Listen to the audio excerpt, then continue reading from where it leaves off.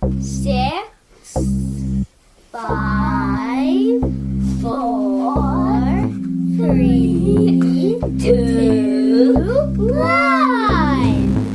How about we do it again? 6,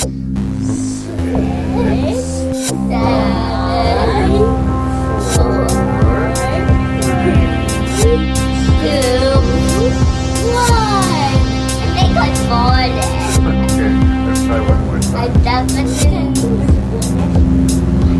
Ready? I can move you. Making review. Making review. Say 6, 6, 5, 5, 4, 3, 2, 1.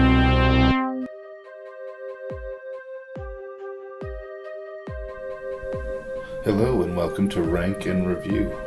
And today I am happy to welcome champion Karen Giese back for the, if you can believe it, 63rd episode of Rank and Review.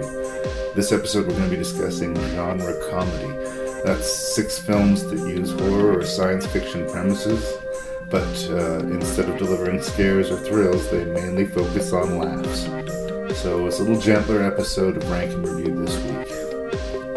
Please feel free to send feedback to me, your host and random Canadian Larry Parsons, at rankandreview@gmail.com. That's ranknreview@gmail.com. You can also find the show on Facebook, you can find the show on iTunes.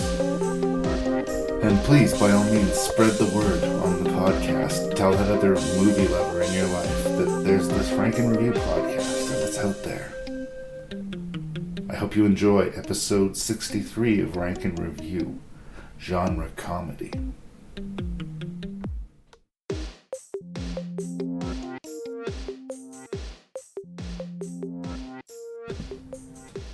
So here we go with episode 63 Yay. of Rank and Review. I keep on losing count myself now. That's how many of them there are.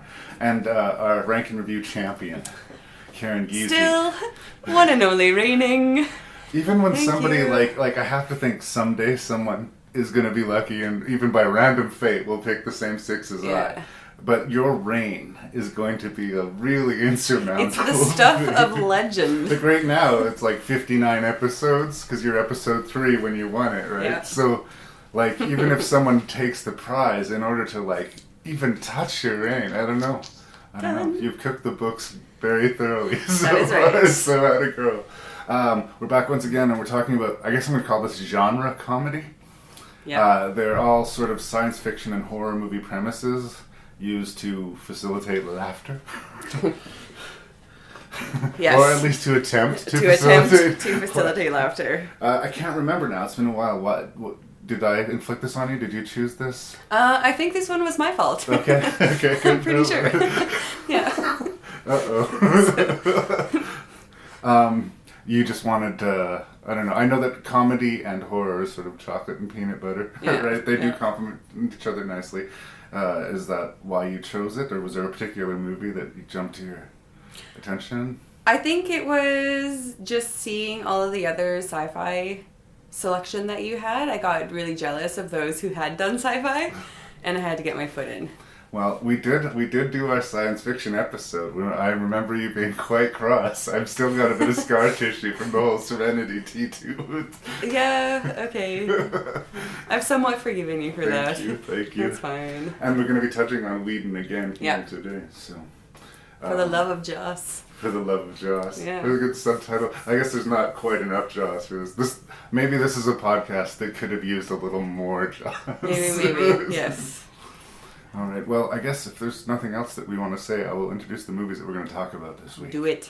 We're going to talk about Broken Lizards, Club Dread.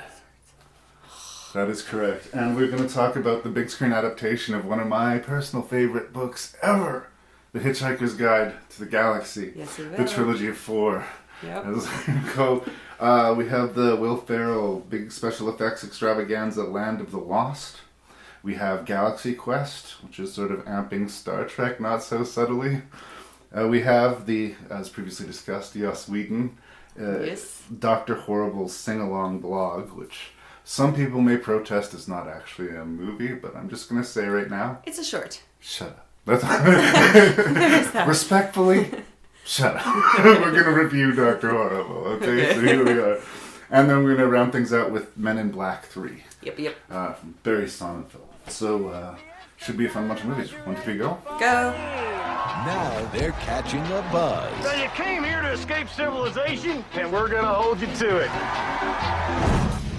In this tropical paradise, Lars Brunkhorst, I'm the new masseur. We swapped out a 6-foot Swedish broad for this guy. I'm 6'1". everyone's got to stick together. Whoa, code red, bogey. Oh, dude, check out that. What's up? Dude, don't be gay, man. If they don't want to get whacked. What is it? Too waxy? And they're either getting killed Are you telling me there's some totally deranged dude running around out there? or getting lucky. Is it too much to ask? Have sex with the guests. Some of them are bad looking. There's Putman, the tennis pro. You've got your arms around me, Jenny. I can only assume this means every other man on the island is dead.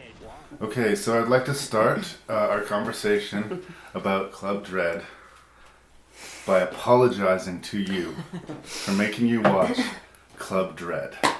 It's one of these things, you know, when you're in like a movie sale or something, you get like 5 movies for $5 or whatever, and you gotta round out the list. Yes. Even when I put the movie in my hand, having not seen it, I did not set a high bar for Club Dread.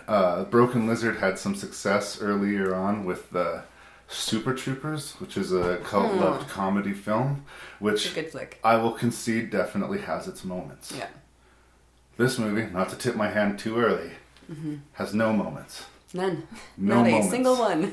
Like, it's a staggeringly unfunny comedy. Yes, it and, is. And that's where I have to start. Like, that's where I open the door on this Yeah. review. So, I say with some degree of confidence, with knowing what you're going to say back, Karen Giese, Rankin Review Champion. There you go. What do you think of Club Dread? Well, first and foremost, I watched this movie first because I knew it was going to be horrible and I wanted to get it over with. Tear off And the I was binder. right. It was horrible. And I will just say about this movie that everybody who dies in this movie deserves it. Yeah. Every single person is a massive douche. And here's the thing, if they were making a statement about that, if they were winking at us saying, characterizations in horror movies are slender and thin, and we hate them, so we're glad that they die. If they were trying like a Scream approach, maybe I could say, oh, well, at least they were trying something here. But they weren't doing that. They weren't. I really They get the weren't. feeling like they thought these fucking assholes they were parading in front of us were legitimately hilarious. I also have to think, like, it's long, right? I'm sorry, I have the case right here, but 118 minutes. Yeah. It is punishingly long. Like, It's 117 minutes too long. but like, it really does feel like they're a bunch of like comedic sketches, I say, using my air quotes, Super. being performed at about half speed. Yeah. That even at penultimate, like absolute best execution, would be lame Saturday Night Live material. Yeah. But, Oh, not even. Not even close. am to I that. undercutting Saturday Night Live no. with that? This is like, this is like some high school theater wannabes who really have no acting chops, and no offense to high schoolers. We all start But- somewhere. We all start somewhere, but these people should never act again. Ever. In anything. So the plot, I'm gonna say super loosely, Yeah. a bunch of idiots go to a vacation island resort Yep. and are killed. And there is some level of murder mystery of like who the killer is, but we don't care who the killer is. It doesn't matter who the killer is. Our main character is a masseuse who comes to this island. He's new. He's being introduced to all this funny The group of masseuse. characters. He's sort of our access point. Yeah. And he seems like a big sort of dunderhead character. And in the other movies that this comedy group has made, he's usually sort of that loud, abrasive character. Here they're bravely sort of going the other way, and they're going to try and turn this schlubby guy into something of a romantic lead. And again, I'd love to compliment them for this, but You know, he can overcome the outsider's image of him as sort of like a tubby, useless guy and prove himself. And you know how he proves himself? By having magical hands that can give women orgasms while That's he right. massages them. For the record, I have blocked out most of this movie. I really have. But this is the juvenile level that we're dealing with. And it's not even that people find the real guy inside him and see that he's cool in spite of the fact that he's not as beautiful as everybody else on the island. Yeah. That doesn't happen. Yeah, for sure. And that's what they attempt. And in the meantime, they're having all this really ugly, like, not funny humor. One of the first people, I think the first kill, is this complete douchebag who's wandering out in the jungle and has two women waiting on him. And he's got two girlfriends who want to go out in the woods and have sex with him and feed him drugs. And every word that comes out of his mouth is just disgusting. Like, you can't understand how he would have one girlfriend, let alone two. So, yeah, I mean, I just feel like I've vomited all over this movie. So, but who is it for? I mean, I would say maybe teenage boys, lobotomized teenage boys. Yeah, and yeah, sadly, I'm sure it was popular with those said teenage boys. Lots of nakedity. I'm not offended necessarily by that. Oh no, not offended by it. But when you have to go to that in order to prove your point, to make your draw, that's a sad state. And like really. The reveal of a bare buttocks or some breast or something is almost played like a punchline. Like everybody, yeah, exactly. Let's all play. Let's go to the grown-up pool, okay, everybody. Pretty much. Are you familiar with these Broken Lizard guys? Like, I've seen the cop movie. Yeah, the Super Troopers and Beer Fest. I haven't seen Beer Fest. And this one. Super Troopers, I liked. Yeah. Again. Quite a bit. Yeah? Yeah. I saw it a long time ago, and I remember thinking that it had moments. Mm-hmm. But I'd have to revisit it. But upon watching this, my desire to revisit it... shrunk to nothing. Yeah. It's not that. I hate doing reviews like this. Like, I want to try and find some sort of constructive inroad that I could tell somebody that, like, there was some way that they were going for. The director, Jay Chadrasenkar, like, I've seen him do, like, stand-up, and I've seen him do sketch work, and I know that he's a funny, not stupid person. And watching this movie, you would not imagine that it was directed by anybody but an unfunny, stupid person. Yeah, pretty much. Somebody stuck in that teenage boy head. Yeah. We're appealing to him. And again, 118 minutes. Mm-hmm. I don't know if this is like the Judd Apatow problem in Hollywood sort of bleeding into other movies, but if you're making a fun, dumb comedy, I think part of making it fun and dumb is like a nice lean 90 minutes, please. There you go. I don't think that this movie would be helped by taking a half an hour out of it. Necessarily, like, it would still be a terrible movie, but it would have been half an hour less. It would have been. This movie, I did, I'd sit for 20 minutes and then I'd pause it, and I'd go do something else for an hour, and then I'd come back and I'd watch more. Yeah. Because I had to get it done because Larry asked me to. Oh, sweetie. Well, here's the thing. This is the second time ever that this has happened for me. That I'm, after reviewing a movie, it is coming down off of the shelf. Aw, it is like, I'm glad. It's just like, as far as I'm concerned, it never happened. I wouldn't want somebody who come to the house and look at that shelf of movies, despite me having such terrible titles. It's like Friday the 13th, whatever. But Club Dread embarrasses me. Its presence on my wall of movies shames me. I think that embarrassment is justified. And I once again apologize. For making you watch it. I feel like I've just steamrolled right over you. Please. I would love to hear some of your thoughts about Club Dread. You basically said it all. It is a horrible, horrible movie. Yeah, and I'm glad to hear you were taking it off your shelf. Yeah. Because it is not good. There's no single redeeming quality about that movie at all. Like, every now and then you think, like, you could see how if they were handling things slightly better, it could have been interesting. Sure. Like, again, if they were commenting on the fact that characters in slasher movies are paper thin, or they were, making a point of having a main character who doesn't fit the bill of your classic leading man. If they if I thought they were actually trying to do that with any energy or intelligence behind it, but There's no depth here. There's no depth. Yeah. They have Bill Paxton in the movie, and I'm sure he's ashamed of himself as a patron. Yeah. And he's like playing a riff on the Jimmy Buffett character, a guy who writes like cheesy Margaritaville or Cheeseburger in Paradise songs There you go. 40 years ago, and somehow has amassed a fortune about it. Massive and fortune. that would be a character that you would think would be ripe for parody, because apparently Yeah. Jimmy Buffett is like this completely sleazy businessman, despite his beach-loving image. There you you know? go. Yeah. The thing is, there's potential. There's potential here. And like I said, horror and comedy complement each other. So It does. what happened? There's no excuse for this movie. There's just not.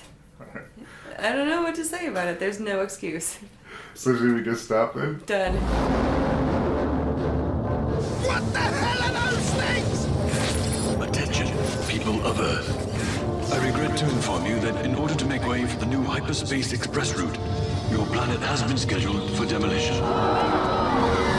Have a nice day. Hang on, we're hitching a ride.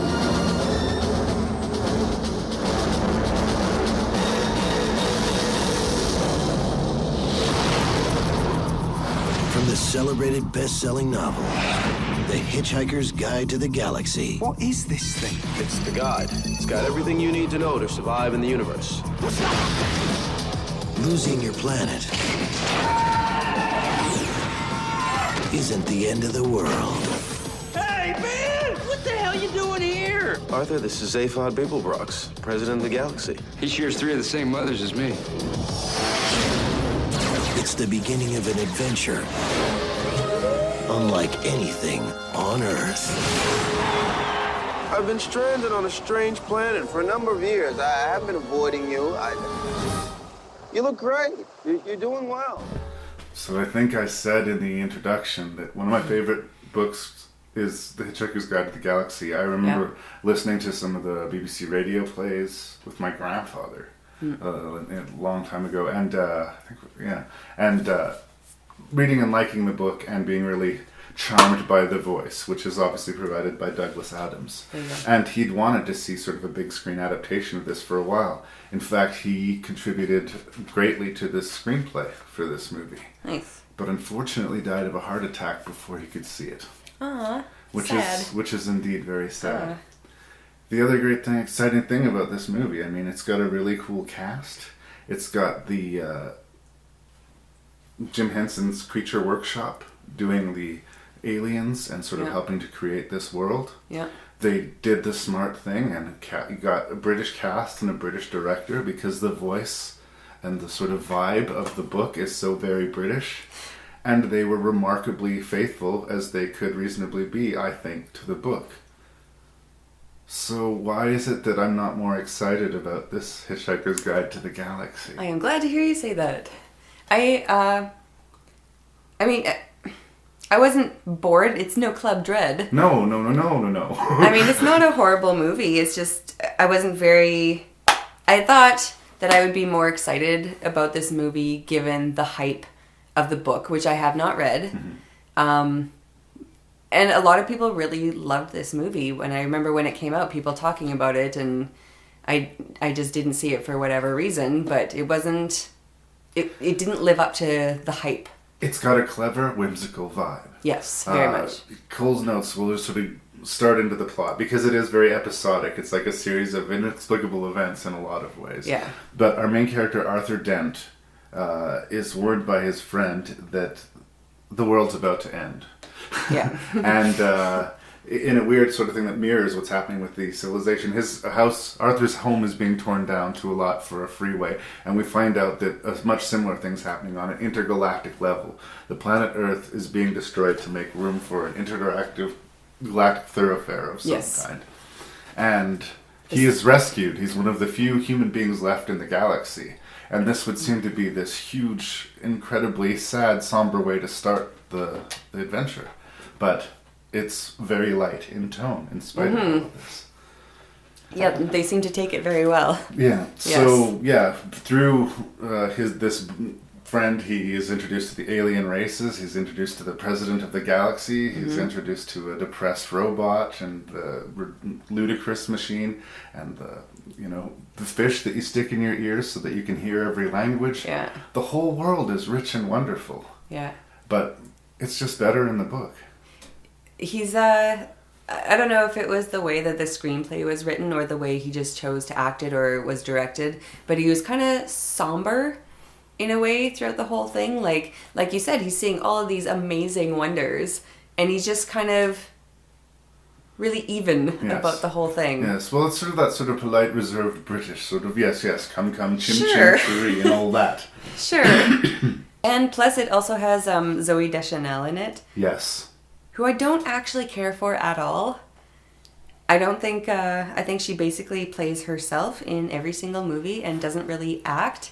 And, yeah. She is probably the most Manic Pixie Dream Girl sort of figurehead. If there was like a poster girl for Manic Pixie Dream Girl, it would be Zooey Deschanel. Yes. I think that she can be used effectively, but I think she's a supporting player. I think that the more she takes center stage, all due respect, like, it kind of takes away something from me. It does. I love me some Sam Rockwell. I've always loved Sam Rockwell. Everybody was hating on this new Poltergeist movie. Sam Rockwell got me through it. Like, I love the man, and I love the character that he's playing. Yeah. In the book, he's got many heads and many arms, and they kind of concede that a little bit in the story here. He does have a gigantic ego. Yeah. So, well, and again, it's sort of the dry British humor. In order to run the galaxy, you can't be 100% sane. No. You can't have all of your brain. It's part of the rules. If you're running things, you can't have a head on your shoulders. It's just part of the ludicrousness of the galaxy. There you go. Again, there's all this really charming stuff, and it is interesting. It's not a boring watch. No, but it's not. It's not an edge of your seat ride either. It's almost like you get into one of those rides in a county fair that sort of takes you past a bunch of exhibitions but never goes particularly fast or slow. Yeah, it would be one that if you fell asleep like partway through it, wouldn't necessarily pick it back up, but you might. You know? I don't know who Martin Freeman's agent is, but I want him. Yeah. Because, well, I mean, he got to center the Hobbit movies, right? Right. He got to be the lead of this Hitchhiker's Guide to the Galaxy, which was a plum role. Decided what he headlined this amazing adaptation, and I know you're not a Fargo fan, but of this Fargo TV show. He starred in the first season. Oh. This British guy played this Midwesterner perfectly. Nice. I don't know. And Sherlock. And Sherlock. I which almost missed Sherlock, show. Which is a fantastic show. So this is what I'm saying. Martin Freeman, I don't know what sign you were born under, but well played. And the depressed little robot. Yes, Marvin. He's kind of endearing, but after the first, after the first little while, you're just kind of like, maybe just go sit in a corner or something and just shush. Shush. Just shush. Yeah. But yeah, Warwick Davis and Alan Rickman, the voice. Ford Prefect, a sort of Han Solo-ish figure who introduces us to the world and introduces us indeed to the book, The Hitchhiker's Guide to the Galaxy. Very much cast against types. There's sort of one person in this movie who doesn't fit the dry British mold. And in a way, I thought it was kind of a nice and a refreshing choice. So I wanted to mention that, and that's why I spent the whole time trying to find his name. Interesting thing about the book itself. I remember as a kid being really impressed by this idea of this book, which has the accumulated knowledge of all of the universes that's constantly updating. Right, yeah. But it's a laptop. Yeah. Now, in 2015, The Hitchhiker's Guide to the Galaxy is a laptop, which everybody has. There you go. It's kind of fascinating, because at the time when it was written and they came up with this was progressive science fiction, this idea of this one book that was every book. Yeah. And had all of the information. Yeah, it's kind of cool. And now here we are where everybody has a Hitchhiker's Guide to the Galaxy in their back pocket. Yeah. Yeah. Left, right, and center, interesting things. The ludicrous machine, or the whole charming thing about the dolphins leaving Earth early because they're the second most intelligent animal on Earth. And then we're led to assume that the humans were the first, but alas, it is not the case. Those dolphins, man. I like John Malkovich playing a batshit crazy alien. I like the design and the puppety craziness of the aliens themselves. Yes. but I don't emotionally connect. No. And it's not because they're British. I It's love not the a British whole humor, lot no. of British stuff. That's what I say. It's so authentic to the book. Like, Yeah. the man adapted it himself. Yeah. You know? And, I mean, it would have been a great weight on the shoulders of everyone doing it. And I feel a lot of love. Sure. Yeah. I just want to like the movie more than I do. Yeah. I really like it's not terrible, and I feel like I might be overstating the derision of it. I think that, like, it's an interesting world, and people who like science fiction will you know, there's definitely a worse way to spend 2 hours of your life. There is. But I'm talking about potential.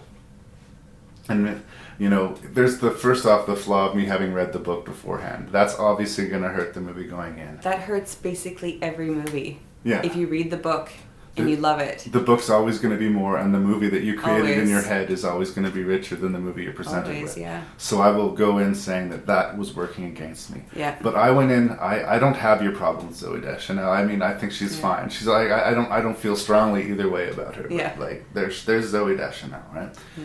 I love Sam Rockwell. Sam Rockwell's great. He's my buddy. As far as I'm concerned, we haven't met, but I like to think He's a that giant we could. weird ball. Yeah, Really? I'd like to think that we could share a beer and we'd get along. And like I said, everything about the movie is in my wheelhouse. Yeah. So like I genuinely want to know. Like, I wish I could put my finger on it.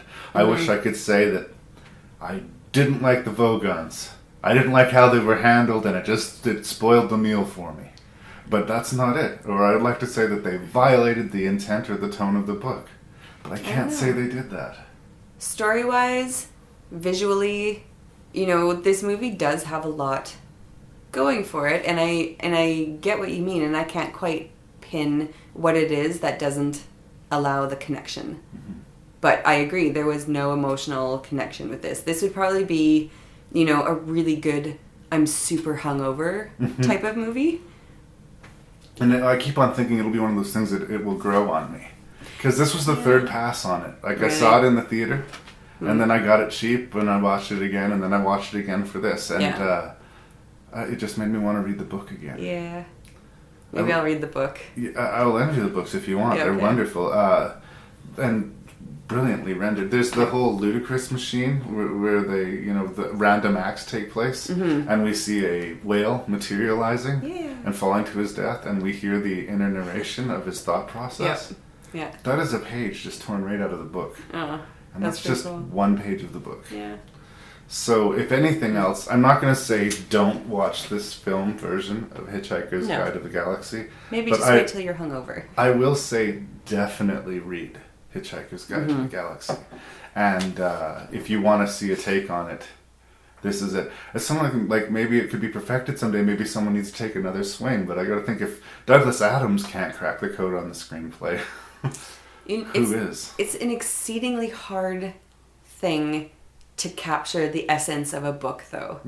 Exceedingly hard. I can't really think of a single book to movie of a book that I've loved that has done it successfully, except for maybe one where they got the main character exactly how I pictured him.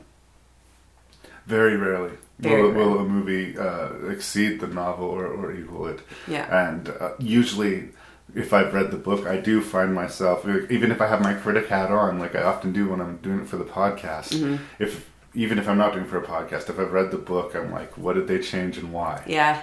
And do I agree with said changes? Like, sometimes you make changes to clarify a through line for the movie, or because a movie has to be shrunk into a certain box of 2 hours, certain things have to go. And sometimes that streamlines your story and helps you, and sometimes that spoils the meal because that little ingredient, I concede it's not an easy thing to do. I have smiles and handshakes for everybody who was involved in making this movie. Sure. But it's just okay. The, mass popularity of that book, that was a hell of a lot to live up to. I agree. A hell of a lot. Yeah. But, yeah. Enough said? Enough said. We're grumpy today, aren't we? My goodness. Ladies and gentlemen, I give to you the tachyon amplifier. An invention so groundbreaking, there's no telling what we may discover with it. A distant past, a far future, an entirely new dimension. All right, so, any questions? Oh, great. Is it true if you cough and sneeze and burp all at the same time while holding your eyes open, you'll explode? Why are your legs so skinny? My dad's car costs more than your whole life. Do you even own a home? How come you were crying in the bathroom before this presentation? Get out. Everybody out. Go play in the parking lot. Al Gore says this theory of yours, time warps. it's nonsense. Al Gore is just a glory hound running his mouth. He won the Nobel Prize. You finished a time machine. All right, Holly. We'll start with taking some seismic readings inside the mouth of the cave. Something's happening. It's beautiful!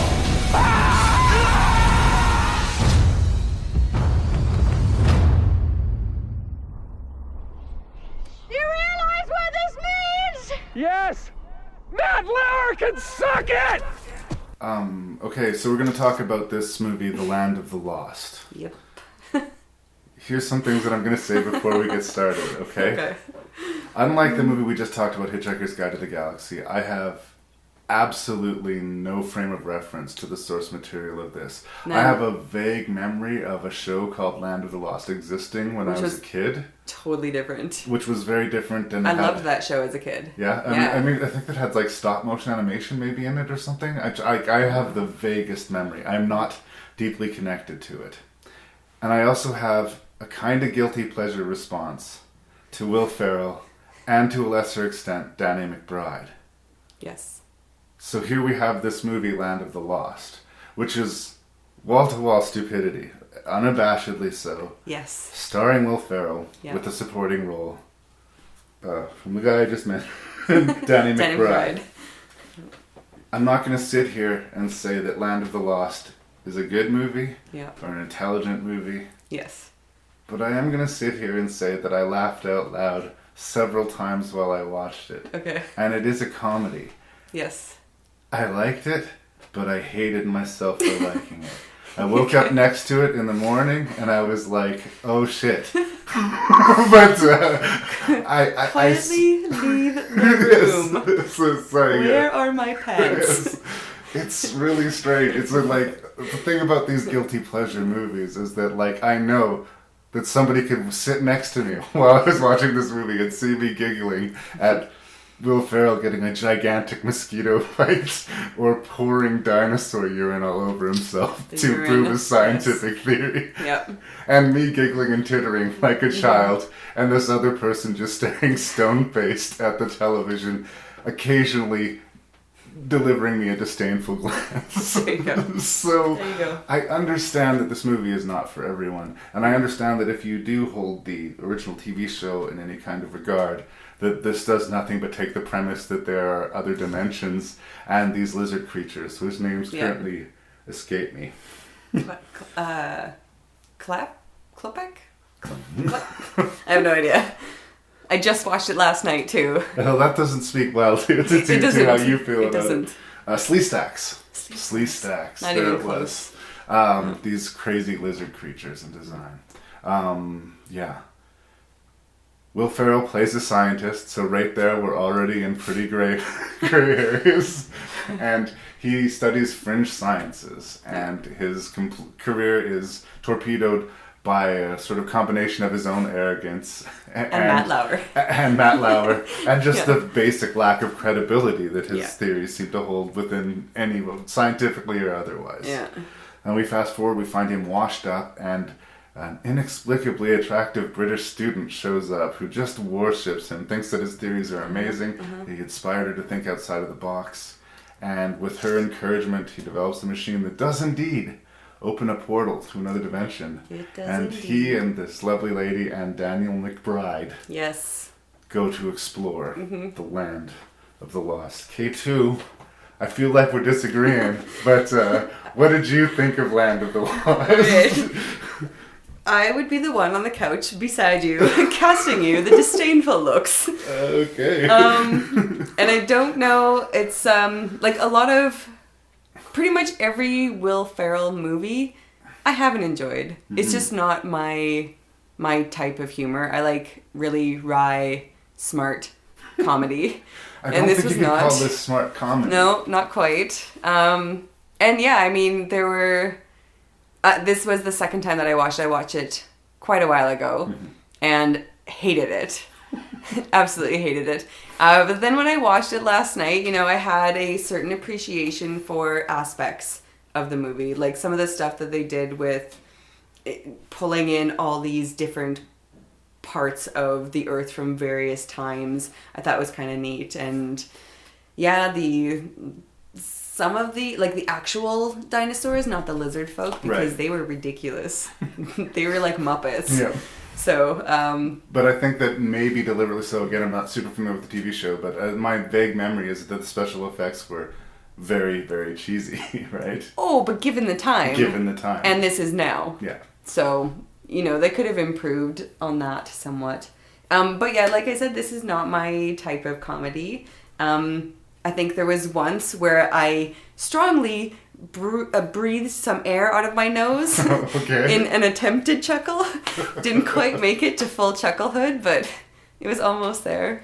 Here's the thing about Will Ferrell for me, because actually for a while I was kind of in your camp. Mm-hmm. He had some pretty classic moments on Saturday Night Live, which I never really watched. So. Like the classic cowbell sketch that people talk about with Christopher Walken and things like this. And I got that he could do the straight man thing, but he can also just go completely out there. I think what Will Ferrell's trick is his ability to do things that are completely ludicrous and like stupid, but keep some level of dignity on his face. He actually does. I will give him that. Yeah. It's the whole Ron Burgundy thing. I didn't see it. His character. It's set in the 70s. He's a blowhard male who's just like complete ego, complete id. Yeah. And he says unbelievably ignorant things, but he says them so confidently. You know. And it's just weird. I mentioned it briefly. I think about this every night. If I'm having a bad day, I think about this. But he has this battle of wills going on with this Tyrannosaurus Rex. Yes. Because he had accused them for having an incredibly small brain and being stupid creatures. The size of a walnut. Yes. And it turns out that the T-Rex is super intelligent and arguably smarter than Will Ferrell. But yeah. He has this scene where he's trying to convince them that they need to move and they have to cover their odor. And in order to do this, you have to soak yourself with dinosaur urine to make you unattractive, to spoil the scent or whatever.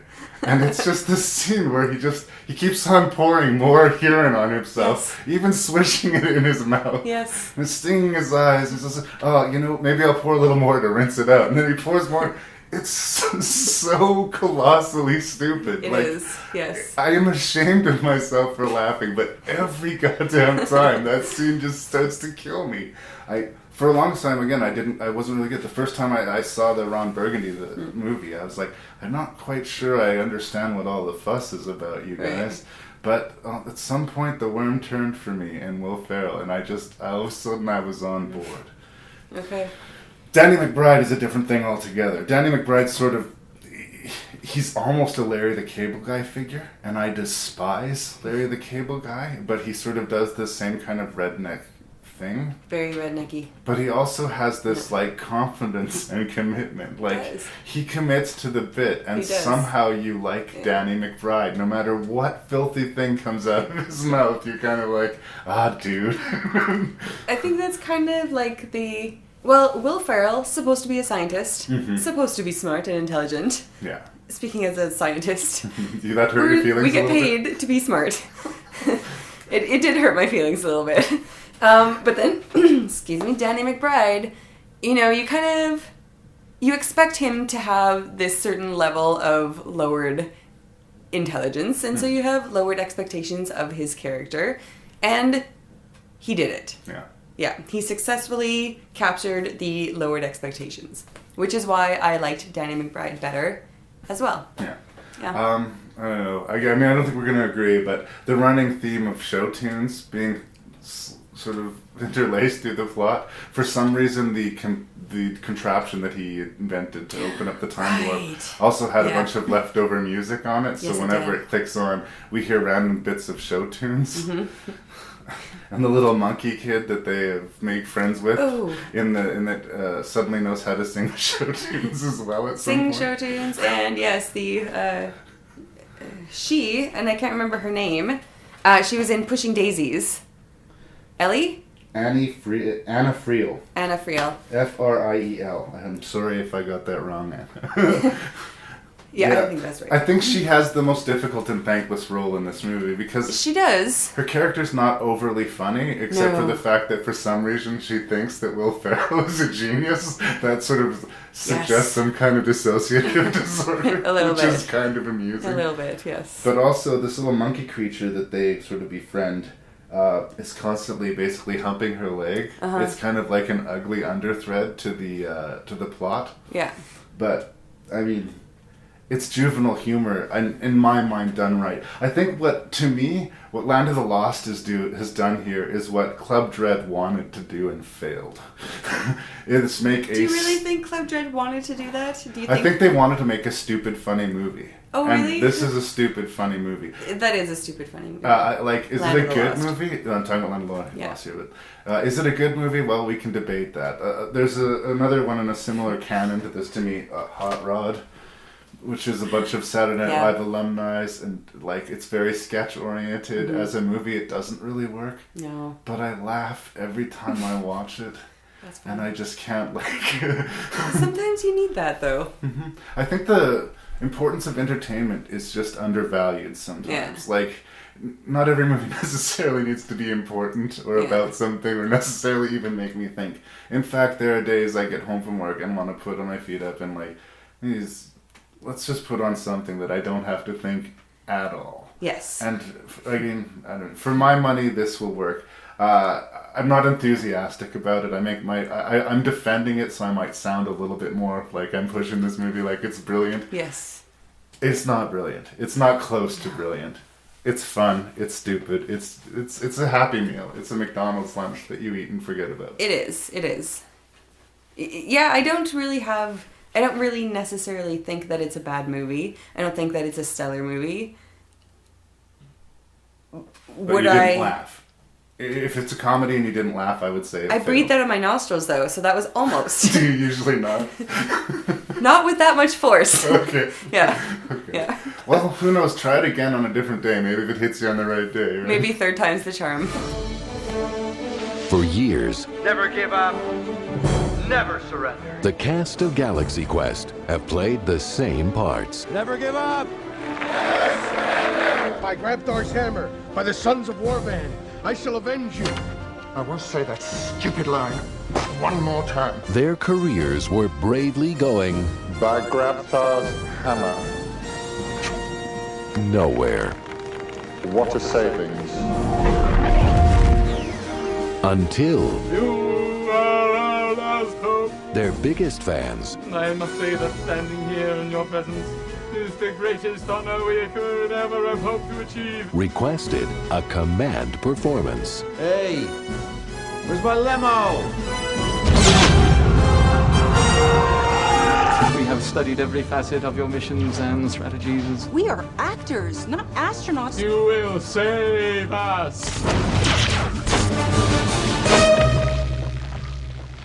That was a hell of a thing. Galaxy Quest. Quest. Word on the street is that this sort of spoof of Star Trek movie is going to be turned into a TV series. They're going to do a TV series of Galaxy Quest. It's one of these services like Amazon or Netflix. I'm not sure which one. Okay. But they're going to do it. I don't think they're bringing this cast back. I think they're going to sort of restart it. But basically what you have here is a cast of a show that is very much like Star Trek, who do the convention circuits in their autumn of their career, very much like the cast of the original Star Trek, who get mixed up with real aliens who have caught broadcasts of this classic 60s TV show and took it as absolutely legitimate. Historical documents. Absolutely. Yeah. And so the cast of this TV show is warped into space where they're put into legitimate peril in a very, again, Star Trek-like adventure. The whole movie is built around Tim Allen, who I despise. I gotta say, I'm just not a Tim Allen fan. I always hated Tim the Toolman Taylor. I didn't think he was a particularly funny stand-up. Okay. I just never understood the appeal. Yeah. He's done a few sort of straight acting roles, and he did a Mammoth movie, Red Belt, where he had a supporting role where it was it was Tim Allen not being funny, but he was still just somehow Tim Allen. I don't know. He's just that guy. But I have to say, as a casting, sort of like as a mirror image of the Shat, as Bill Shatner, it's kind of genius casting. And they absolutely surrounded him to the left and right with brilliant people who I adore. Brilliant. Yeah. You lucky girl, have not one but 2 movies that contain Sam Rockwell this week. And Sigourney Weaver, who I just adore. Alan Rickman, doing his dry Alan Rickman delivery. Killing it. Tony Shalhoub. Every time. Just killing it. And I want to give special mention to our Canadian actor, Enrico Colantoni.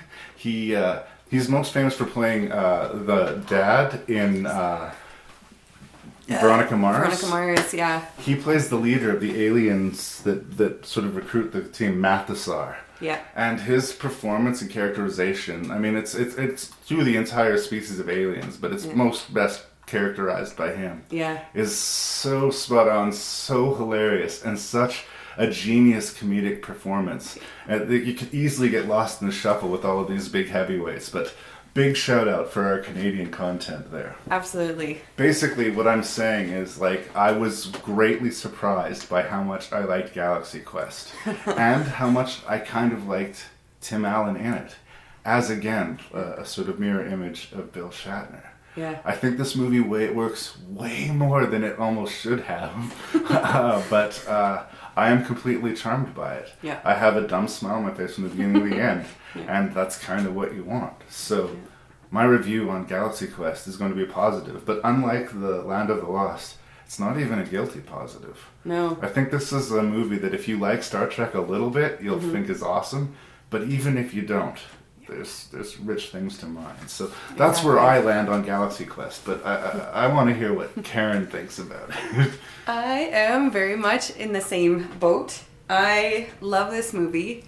I've seen it numerous times, and it makes me actually laugh out loud every single time, which is rare for a comedy to actually do that. And because it's not overly intelligent, but it's not stupid either, and it's, I don't know, sometimes punny, and I don't know, I really liked it. And I agree about Tim Allen.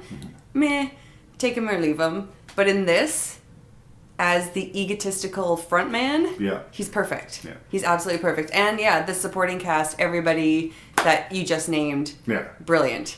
There's not Perfect a weak cast. note around him. No. And I think that, like, if you're gonna center the movie on Tim Allen, I feel like I'm being really mean to him, but definitely give him good wingmen. Yeah. This is the classic sort of sitcom theory, actually. You take a popular comedian and you put him in a sitcom. Comedians are good at being funny, but they're not necessarily actors. Yes. So surround this comedian with good actors. With really freaking amazing actors. Hence shows like Roseanne and shows like Seinfeld and things like that. Roseanne, not an actress. Seinfeld, not an actor. Right? Yeah.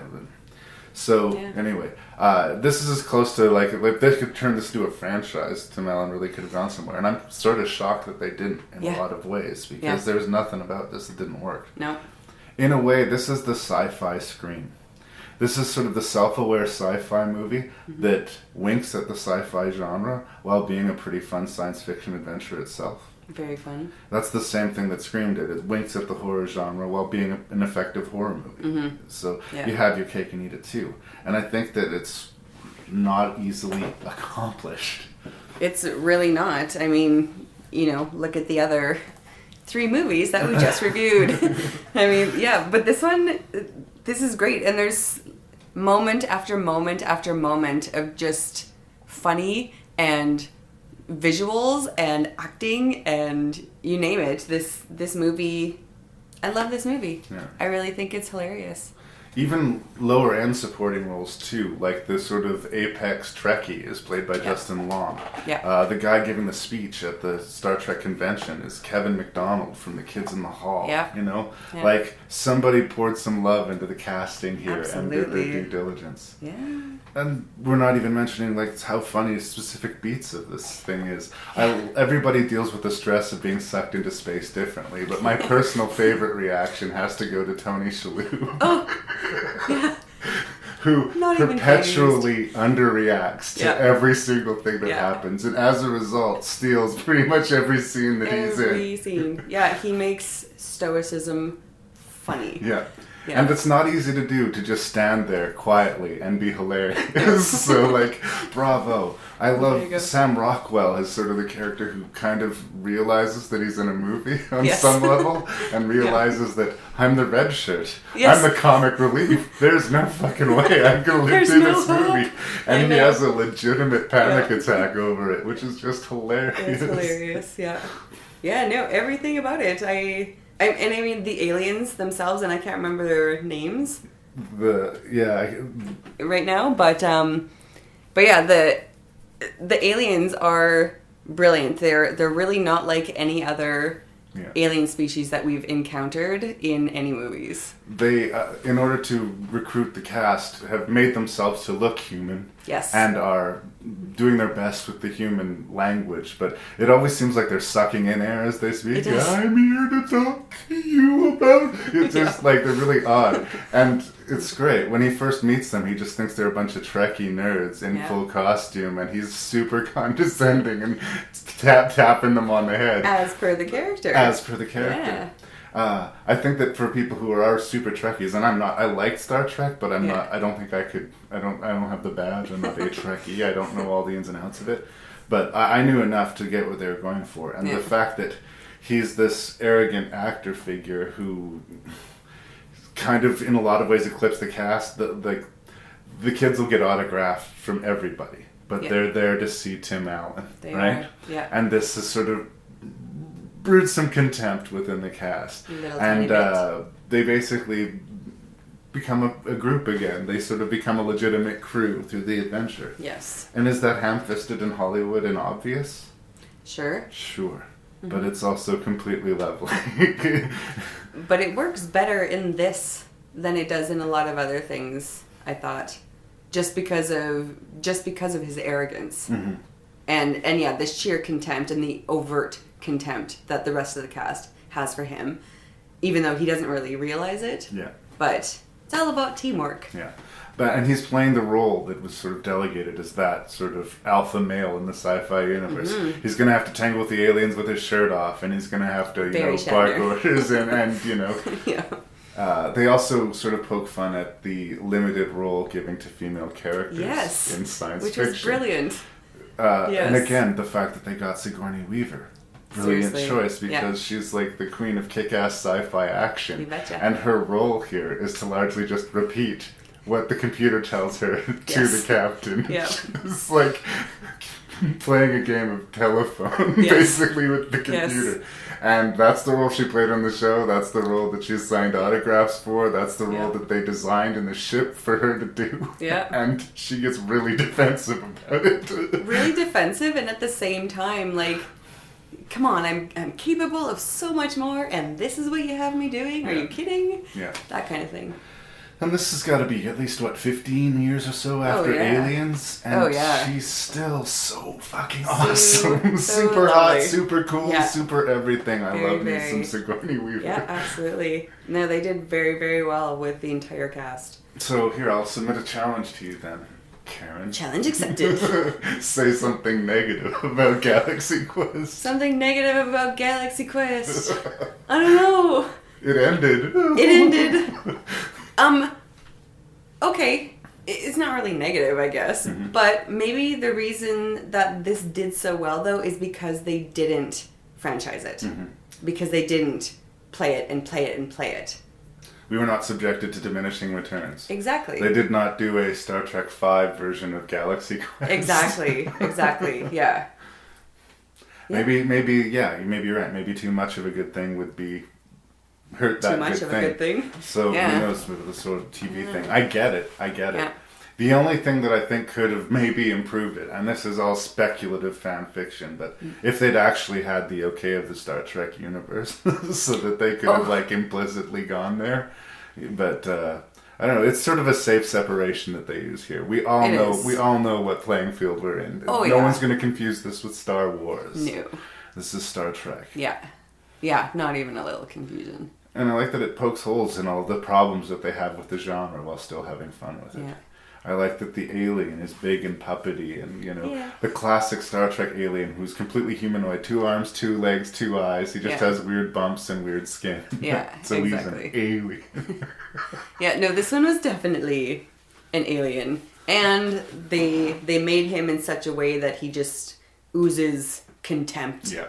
He's bad. He's bad. He's wearing the black hat, very He is. obviously. Yes. And I think it's an accomplishment of the movie that as we get to the apex point of the adventure, some legitimate stakes show up. There's a sequence where we are momentarily led to believe that our cast has been killed off. Yes. And it's kind of jarring in this like PG adventure to see all these bodies hit the ground.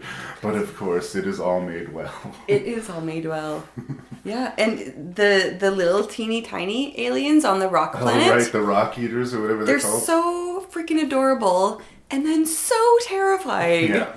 They are amazing little creatures. That speaks to unfulfilled potential, and I will wag my finger at both Star Trek and Star Wars for this. In your playing field where you have galaxies to explore, presumably hundreds, infinite amount of planets with infinite amount of life on it. Yeah. In the Star Trek universe, we always seem to be dealing with Vulcans or Klingons, Yeah. In Star Wars, we're always going to Tatooine or to Dagobah or to one of the same 3 planets that we've actually seen and been to before. Exactly, yeah. I haven't seen those little rock monsters before. No. And that was cool. Yeah, that was very cool. So we did, I think, see the big rock monster, though, did we not? Yeah, I think I've seen a version of that. I couldn't... yeah. Well, Hellboy and did a sort of rock demon like that. And they did. And Lord of the Rings. Yeah. The rock giants. The rock giants. But just generally speaking, it's such a big world. Like, you believe that you could make a TV show out of it. Like, oh, yeah, absolutely. I would totally watch that. Yeah. I would absolutely watch that. It might take me a little bit to get used to not this cast, but I will give it a fair shake. And I hope that I love it, because I really, really loved Galaxy Quest the movie. Enough said, Joe. Done. For every day, there is a night. For every world, there is an underworld. And for every hero, there's this guy. What?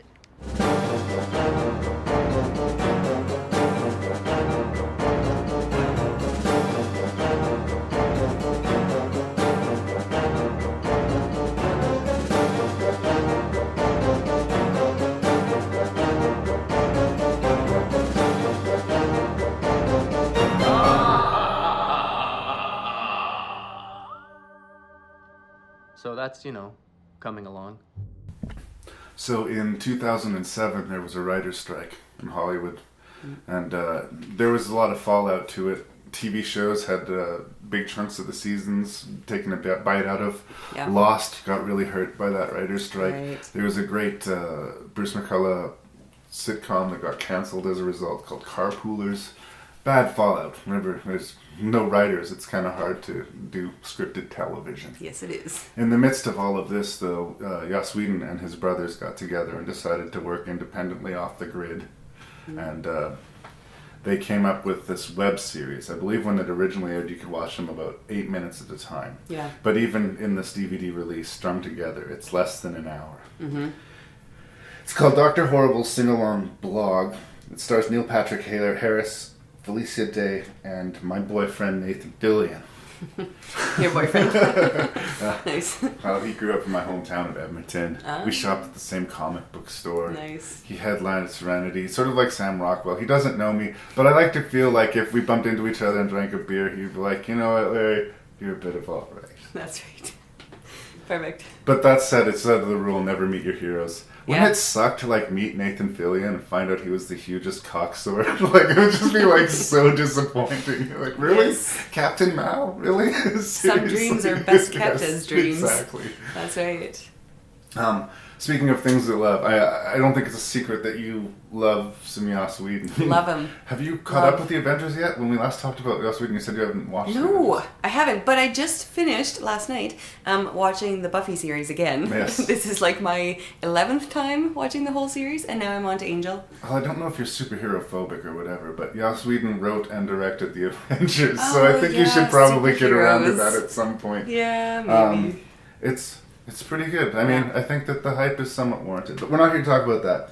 I think that what that illustrates, though, is just sort of the level of nerd love that Joss Whedon has around him. Yeah. And this movie, I'm going to call it, kind of exploits that. It's full of people from the Whedonverse. Yeah. And it's got all of the tropes that he has. And that does. there's the Joss Whedon one-liners that are almost obvious and on the nose, but he can sort of somehow pull them off. Yeah. And there's the humor that's based on awkwardness that almost is so bad that you want to look away, but they somehow keep you looking. Yeah. And there's this thing that I have noticed in the trajectory of being a Joss Whedon fan, where romance is doomed. Any good relationship in any Joss Whedon universe is obliterated. Completely and totally. Yeah. And all of these things hold true, spoilers, for Dr. Horrible. Yeah. So it is a nerdgasm, and it is full of people I love, and it's made by people I love. So the review here is going to be positive. Yeah. But as a general consumer, as somebody who didn't have this pre-existing love and grip, in the Whedonverse, as it has come to be called, I wonder what someone who's not in that would make of this.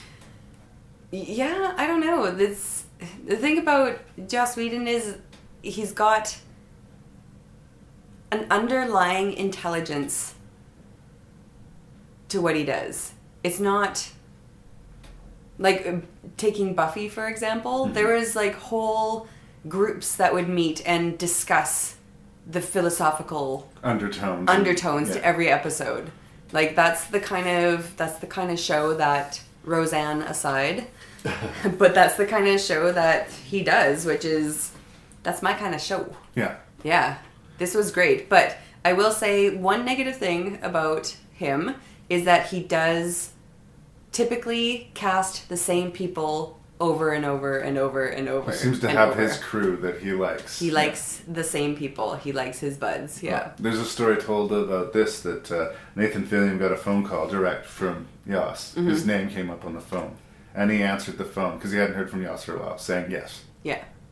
Oh. Like, he just answered the phone saying yes. Done. Whatever it is that you're calling me about, yes. Perfect. So, Perfect. Yeah. I respect this. Yeah, who would not want to work with him? He's brilliant. Like Nathan Fillion, who I tipped my bias for. I just think he's hilarious in this movie. Yeah. He plays Captain Hammer. Interestingly, this is not the first time he's been asked to play a ridiculous superhero in a ridiculous outfit.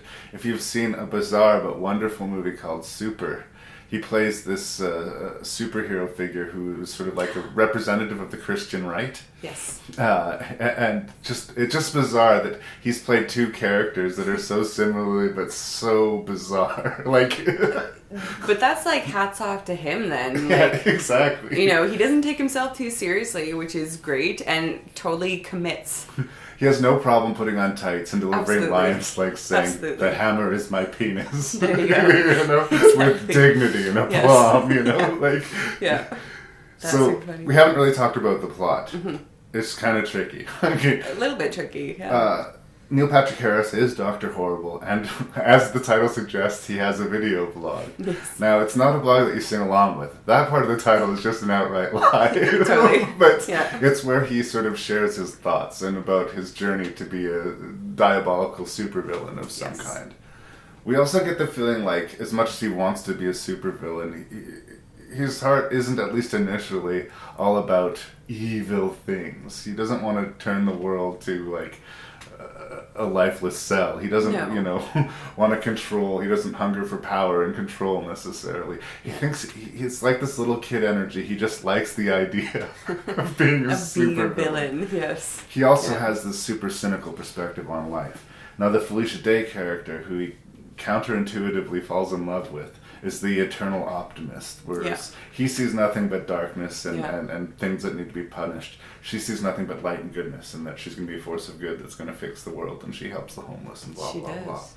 Penny. And Penny, thank you. So he's trying to pursue Penny, but his nemesis, Captain Hammer, not only keeps foiling his plans and his attempts to get into the evil supervillain organization, but he also starts dating Penny. He steals the girl. And this is the thing. That's right. This is the catalyst that makes Dr. Horrible into a true villain. Oh. I think. This is me putting my coat of paint on it, Okay. so I apologize if I was like declaring that as a state of fact. All of this story is being told. Yeah. Catchy music numbers. Yes, it is.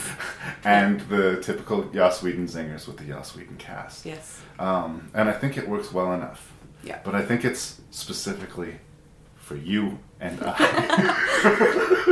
Maybe. I think that the audience for this might be surprisingly, well, a lot more narrow than, say, The Avengers. Oh, or sure. even Buffy the Vampire Slayer. Sure, yeah. So, is that a call against it? Kind of.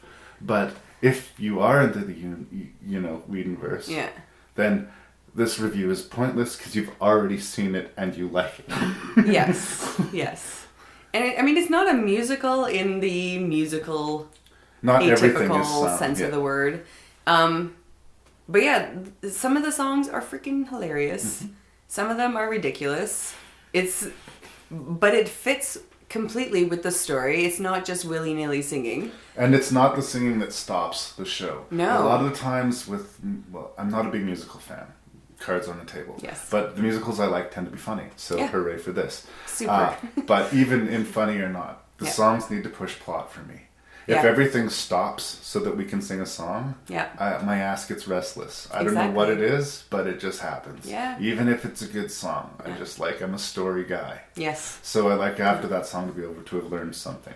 Exactly. Which you do. Which you do with this. With every song. Yeah. Also, interestingly enough, you can listen to a commentary track. Oh, really? Into which they sing the commentary. It is called Commentary the Musical. There's a song on there written by Joss Whedon about the overabundance of special features. Nice. And how, certain artists feel the need to over-explain their art, and in some way you should just let the art stand. It's the other people's job to decide it. Yes. All in song, all in the commentary. It's hilarious. Which just speaks to the brilliance of Joss Whedon. There's great layers to it, Really. absolutely. And I'm just going to say, I think I agree with you, or I think I disagree with you. I don't think it's when Penny starts dating the Hammer. I think it's her death that actually spurs him into true evilness. Because I kind of feel like Penny is his alter ego. He's on this fine line, and then he sees the light, and then that's totally ripped away, taken away. And darkness is left. Originally, his stated goal is to be part of this great evil organization. But I think his true goal is to be with Penny. Of course, yeah. And I think in losing Penny, he can then, take credit for killing Captain Hammer and get what he supposedly wanted.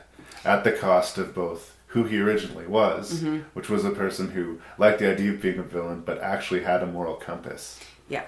To a person who has no moral compass because the love in his life has been extinguished. The light is gone. Yeah. Alter ego. Now that doesn't sound like funny, right? No, but it is. It is, but I gotta say, this thing with Joss Whedon, where no good relationships last, is really an interesting thread through his work because it is everywhere. There's no happy romantic ending ever in Joss Whedon's work. No. I find that interesting. Yeah. Especially even in something as short and silly as Dr. Horrible Singalong Vlog. There's something weird about the fact that it goes so dark at the end. I still like it. I don't think it's bad necessarily. In fact, it's kind of interesting. But it's kind of more reflective of actual life, though. Like, finding your own personal happy ending. People, that's what they do. They pick things apart and they find fault with things. It's like you were saying earlier, the grass is greener. Yeah. It's a human flaw. It's inevitable. And I think Joss's take on movie making kind of speaks more truthfully than your typical Hollywood, everything's great in the end. Well, and it seems to be against his instincts. Even if things work out at the end, it's at great cost. Yeah. Somebody is shattered at the end of any given any accomplishment costs. Yeah. It's just interesting that he always goes there. Again, I don't even know if I'm saying it in a critical way. It's just something that occurred to me. Even in this, all of the sweet things that we come to expect are ticked off. All those boxes are hit. It's just an is thing with him. Yeah, it's not bad. It's not good. It's an is thing. I think that Captain Hammer, going back to Nathan Fillion, kind of represents arrogance and celebrity. And the sort of well, yeah, but the corruptibility of that. Yeah. He is our superhero. He should be representing the good. And the deeper we get into this story, the more he is actually the villain. He actually earns, like, when the idea of him being exploded trying to use the device is not a devastating blow to all of us. No. We're more on Dr. Horrible's side, despite his name. Yeah, he's a more likable person because of that morality.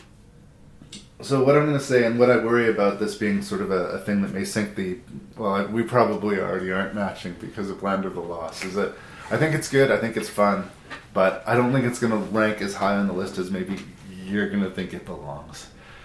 Because... Maybe. It's just... We shall see, won't we? Yes, we shall see. It's like it's something that's just made very specifically for a specific group of people to just savor and enjoy. And those people will savor and enjoy it. Yes, I think the rest of the people are just going to be perplexed.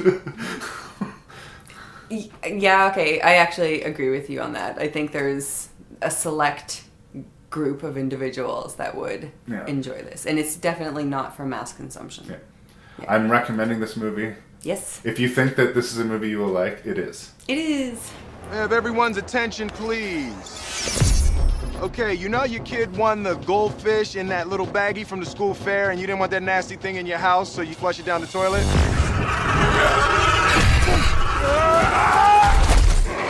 Well, this what happens. I am getting too old for this.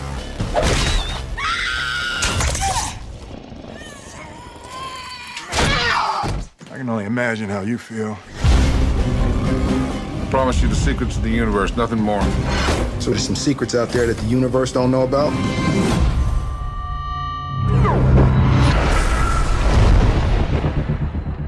Kay! Kay! There is no Kay. He's been dead for over 40 years. What? Somehow history has been rewritten. There has to be a reason this is happening, and Kay seems to be at the center of it. You're gonna send me back to 1969.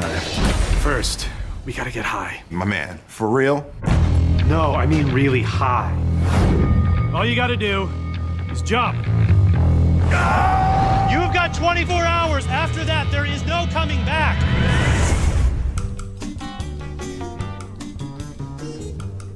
Kay?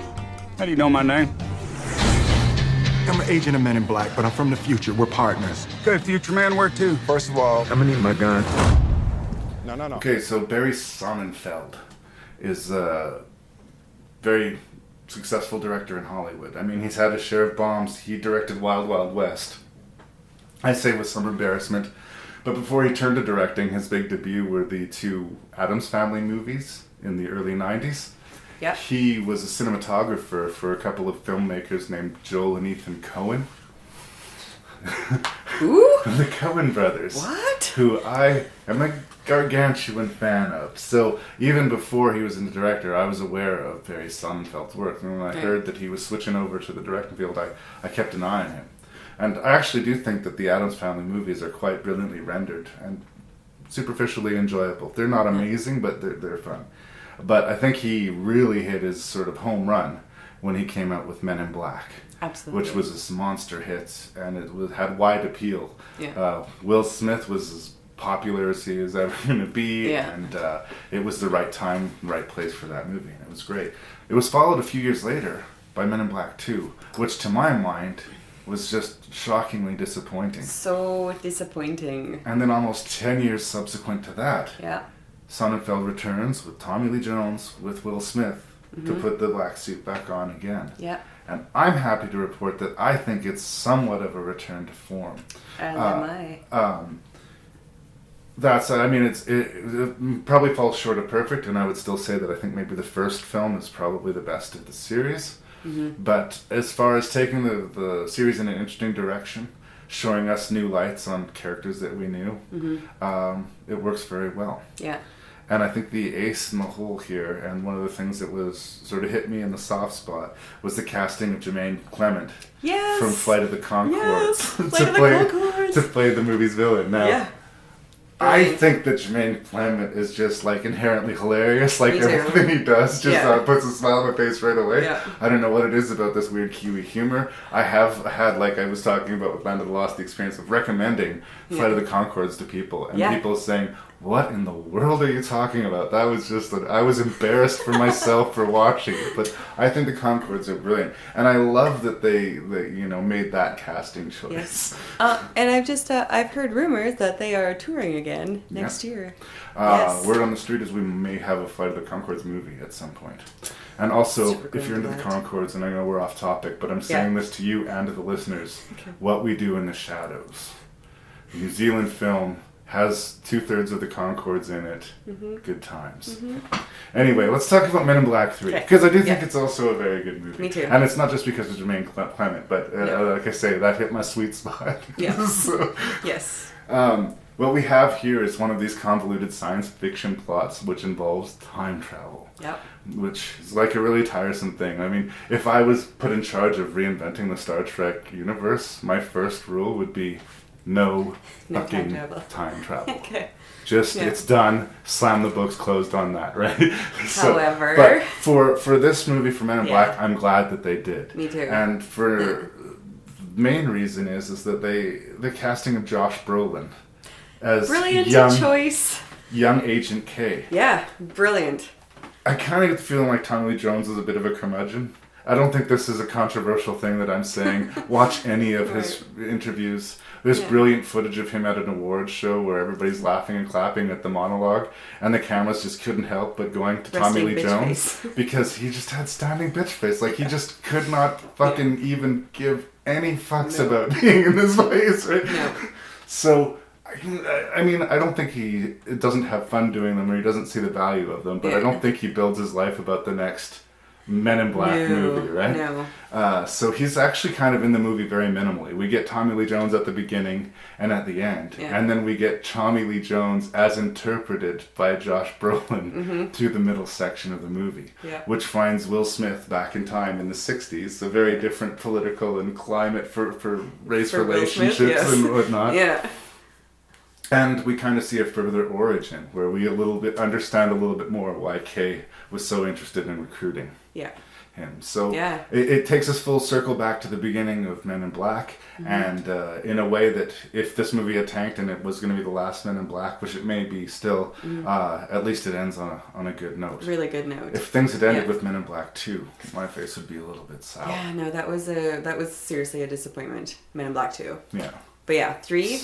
Redemption. Yeah. So I think I've made my opinion clear. I'm fine about it. The time travel doesn't get too convoluted. I don't find myself asking questions about, if he crushes a rose here, is everybody going to have rabbit ears in the future? Or whatever. Yeah. I was able to not be distracted by that. So, I found it to be a good time. What did you think of Men in Black? I thought it was a really great movie. Like, every time... I've seen this numerous times as well, because they're like Jermaine. Come on, it's Jermaine. You can't lose there. He was freaking brilliant choice, absolutely brilliant choice. But when I first saw this, I didn't realize that it was him. Oh, really? Yeah, somebody told me just like a few months ago even that it was Jermaine Clement. Well, he does have glasses kind of bolted into his face. You don't get to see his eyes for the movie, which is a real impediment for an actor in a lot of ways. Yeah. But the special effects helped him out in that respect. Very much. Yeah. And again, Josh Brolin, perfect choice for a young Kay. And I don't know. I have liked their dynamic. Despite the fact that Men in Black 2 was pretty sucky, I still enjoyed Kay and Jay's dynamic. Yeah.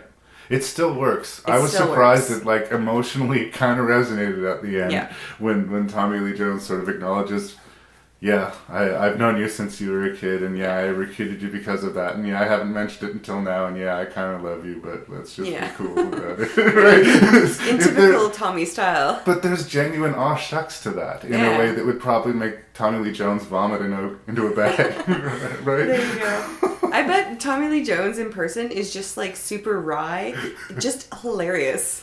I don't know. I kind of get the impression that he's a funny freaking guy, but he does it like super slickly and like just slides things right under the carpet so you don't actually know.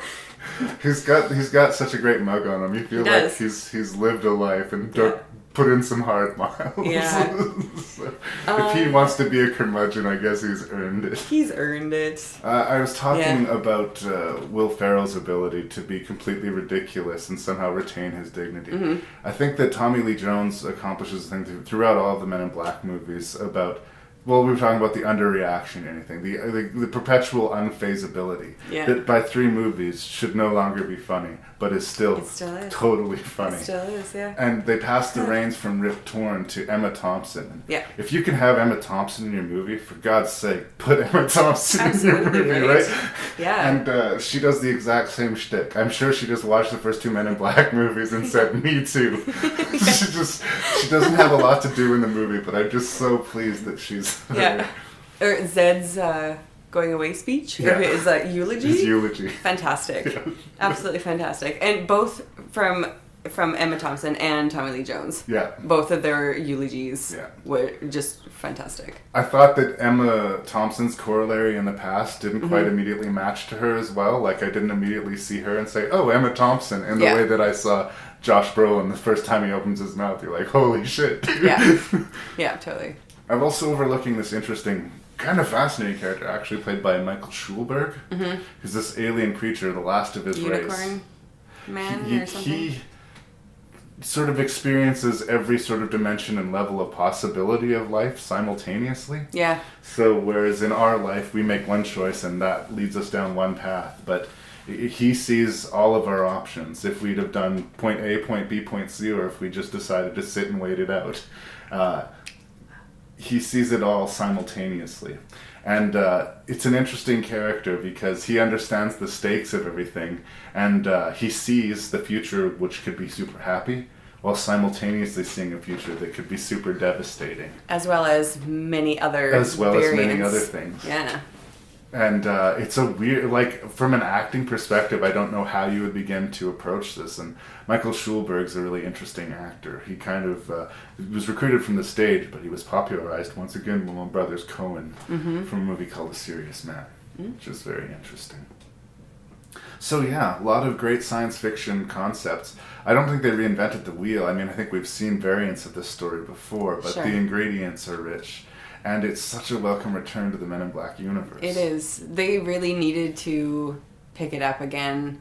And I as well am very glad that they didn't leave it at number 2, because number 2 was a letdown. And they took their time with it. Like there was like almost a 10-year gap in between them. The thing with Men in Black 2, and I know we're not talking about it, is like it seemed like the classic sort of 80s sequel, where they were like, what worked in the first movie, let's do it again. Mm-hmm. And this movie, like, it took the elements and the dynamic, the character dynamic we know, and sort of like the type of humor and the world, and just gave it a wrinkle, gave it a spin, gave us more information. We don't learn anything more about any of our characters in the second movie. None. And not even a little. Yeah. Yeah. The third movie really pushes them forward. So it does. For me, that's a big win. That's a super if big you're win. If you're a franchise, I think that you want to try and top yourself, but more than that, I think you want to keep adding something new. If you do another installment or another episode without any new information or new wrinkle or new development coming, be that, adding or subtracting a character or changing the dynamics in any way, you do a Men in Black album that takes place off of Earth, maybe. I don't know, like there's just different options that they could approach. So it's interesting. It's like a lesson. Men in Black 2 and 3 are sort of, this is how not to do a sequel, and this is how to do it. There you go. Yeah. Is there anything else you want to say about Men in Black 3? Did I bowl over you again? I apologize. No, I think you pretty much hit it as well, and I agree with the whole... They did the time travel thing, which has been done, but they didn't focus on the little bits. Yeah. And Andy Warhol. Mm-hmm. That was funny. Of course, Andy Warhol was undercover. Of course. Yeah. Yeah. Good. I mean, I think that savvy sci-fi people will see where the story's going. I think that there's elements of the script that are intended to be gotcha, that if you're maybe not familiar with science fiction will work as gotchas, but if not, you won't. The surprise may not hit, but it's not going to necessarily affect your enjoyment of it. No, and this is one of those movies, though, that, like, even if you're not into sci-fi, you would enjoy this movie. Yeah, well, and that's what they were designed for. Men in Black was meant to appeal to a broad an audience as possible. And usually I find those movies kind of bland, which is why I sort of treasure the Men in Black franchise. And I'm so happy to see it in the right direction again. You bet.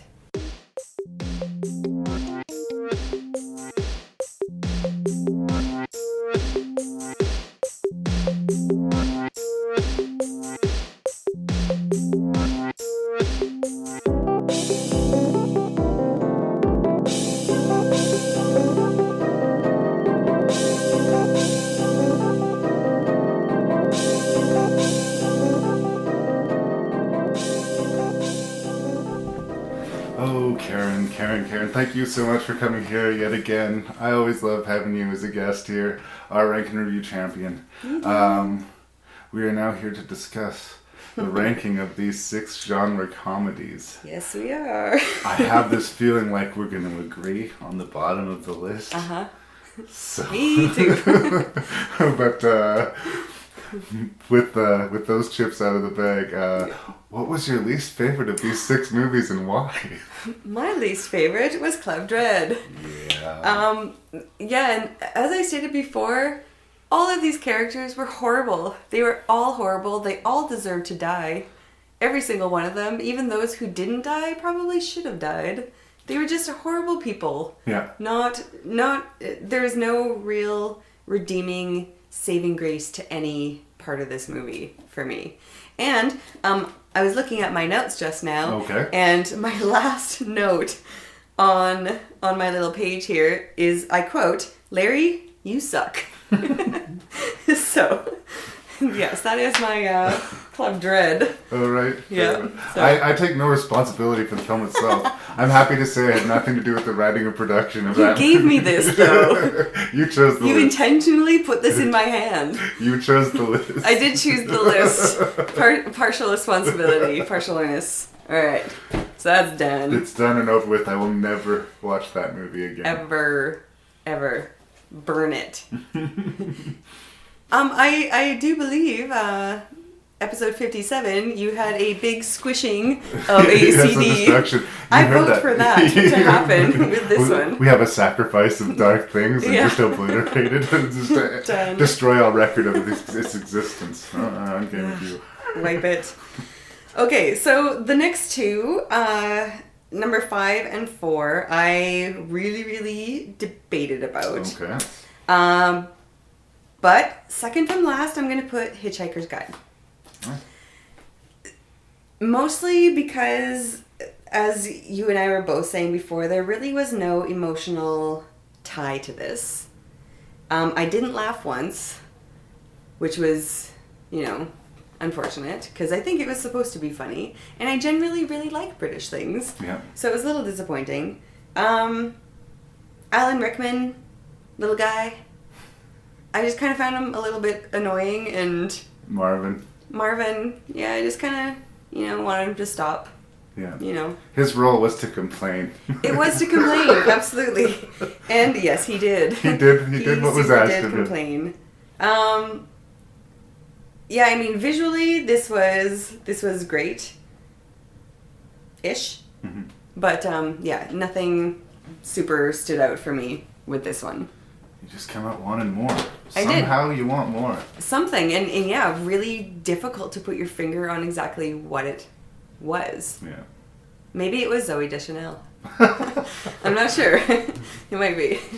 Okay, so I guess number 4, I put Land of the Lost.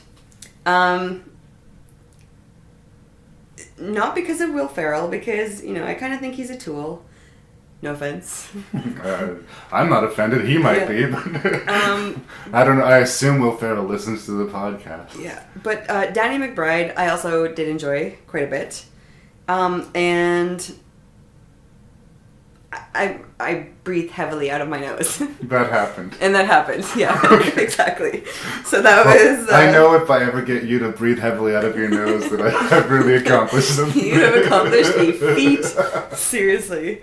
And yeah, I mean, the dinosaurs I thought were really well done, and a lot of the scenery really, really well done. And although the monkey guy was seriously freaking annoying, and that's why I debated putting this even lower. Yeah, he was my least favorite part of the show. I will admit that. Freaking annoying. Yeah, little shit. Seriously. And he's a prince who happens to have very human-looking females, and awesome. At any rate. So, right in the middle. And as much as I loved it, I put Dr. Horrible. Because I happen to love the other two more. Right. But Dr. Horrible is... I love this movie. I love this movie. And I've seen it more than a few times, and will probably see it more than a few times again. I had this sensation while I was watching this, and I don't know what it says about me or my perception of you, but I kind of felt like this was a movie designed to please Karen. It really was. It really was. It did please me. I was mighty pleased. Yeah.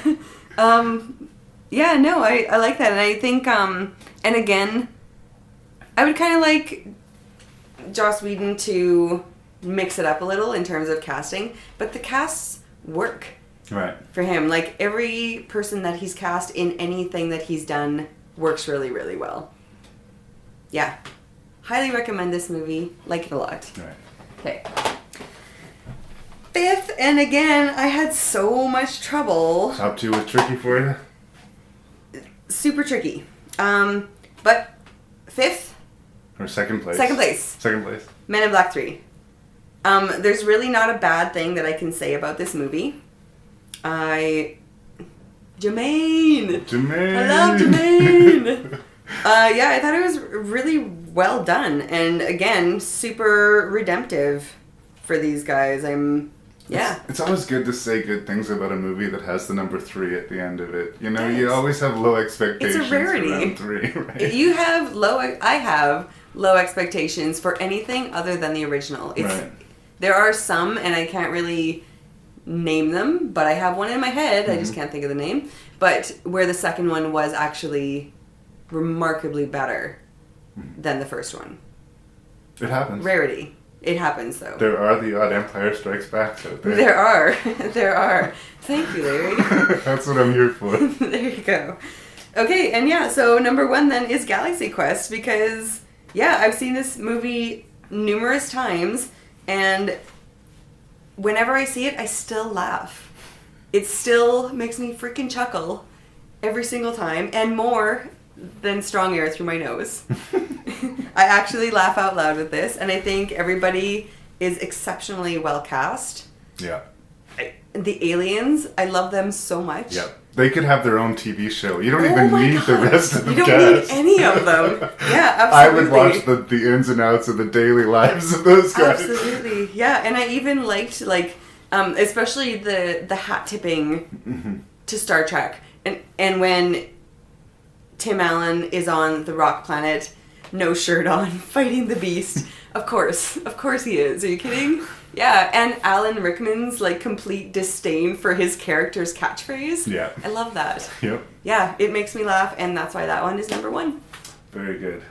See, when we came in to do this rank, I was pretty much convinced that you're going to put Dr. Horrible in first place. But you didn't. You put it in third. Yeah. And consequently, you've just won rank and review. Oh my god, that's fantastic. Karen, you magnificent You guys bastard. can all suck it. All my fellow podcasters. You magnificent Wow. bastard. That is You did it awesome. again. Happy! That's fantastic. I'll go through it really briefly just because, but like, yeah, Club Dread's at the bottom. Oh god. Here's the thing. Yeah. It was a murder mystery. And a lot of times with murder mysteries, I can't help it. Like, I try to crack the code. I cared so little that I didn't even bother trying. No. Like, I'm sure I could have made it even lamer for myself and figured out who the killer was before the end. Yeah. I did not care. So, yeah, absolutely. It really kills me to put Hitchhikers in fifth, but it's where it belongs as far as my enjoyment level watching the movie. It's like, it makes me just want to read the book. And for me, that's not a full endorsement. But I think that if you're a little bit into science fiction, it's worth a look at some point. Just don't make a priority of it. Yeah. Land of the Lost is a guilty pleasure. It's guilty pleasure, so it's on the bottom half of the list. There you go. I say that people may well not like it as much as I do, but every now and then I just get an image of Will Ferrell putting dinosaur piss on himself and it makes me laugh. I don't know what that says about The me. fact that it makes you laugh makes me laugh. There you go. See, you're enjoying the movie more just through. Dr. Horrible's sing-along blog. Some may be miffed this is not a movie, it's not a feature-length thing. But it's got enough ideas for 3 different movies. Yeah. And I like Joss Whedon, so I went with it. Maybe if it was a feature I would put it at the top of the list, but for some reason it just seemed like it belonged in 3rd place. Yeah. Men in Black 3 redeemed the franchise as far as I'm concerned, and I'm entirely grateful for that. And Barry Sonnenfeld is a guy whose career I've been following since I watched Miller's Crossing when I was a kid. Yeah. Because I thought the cinematography in that movie was crazy. Beautiful. Before I even knew what cinematography There was. you go. So I go in with a personal bias with Barry Sonnenfeld. But yeah, to my great surprise and pleasure, I will put Galaxy Quest at the top of this list. I think that it's, in a way, the more obvious crowd pleaser of the bunch. Yeah. And if you'd listen to a lot of my other podcasts, maybe you would guess that I would dismiss Galaxy Quest. But I do not. And on this occasion, the 63rd episode of Rank and Review, Karen Giese and I once again go 6 for 6. 60 episodes after my original win. You know how unprepared I am for this is I actually don't have a prize to give you right this Damn it. moment. But I will give you a prize. It will happen. I'll Alright. I gotta make it worthy. And in deference to my fellow podcasting guests, I will change my reaction and say, yay, I hope that everybody else can have a win to know what it feels like. How about that? I don't know how better way to end the episode. Okay. Thank you so much. My pleasure. 2-time Rank and Review champion, Karen Giese. I'm so glad that somebody finally won again. Like, I didn't want you to lose your championship, but in getting into 60th episodes, I was Seriously, like, somebody needed to win. Somebody needed to win. Somebody won. And I'm so happy it's me. No I'm so offense. happy it's you. Whatever, screw that. There's some dude in Toronto right now listening to this who's not as happy about it.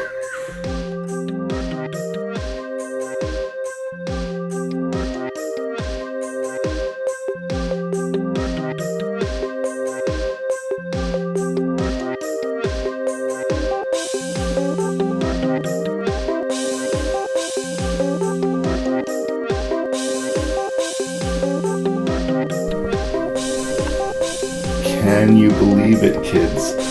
63 episodes. It has been 60 episodes since Karen first won the Rank and Review title, and here she secures her 2nd victory. Yes, indeed. Much celebrations. It was great to have that chat with Karen, and great to see her so thrilled to be the champion renewed. It was a fun episode, and I hope you guys enjoyed it. And I hope you have feedback to send. If you do, you can send that feedback to ranknreview@gmail.com. That's ranknreview@gmail.com. Find the show on Facebook, find the show on iTunes. Please spread the word on Rank and Review. I would love to get more people listening to the show. I would love to get more feedback. I'm really enjoying doing the podcast, and I think the only thing that would enhance it is knowing that there was more people out there enjoying it. So, thank you guys for listening to episode 63 of Rank and Review, and we'll talk to you soon.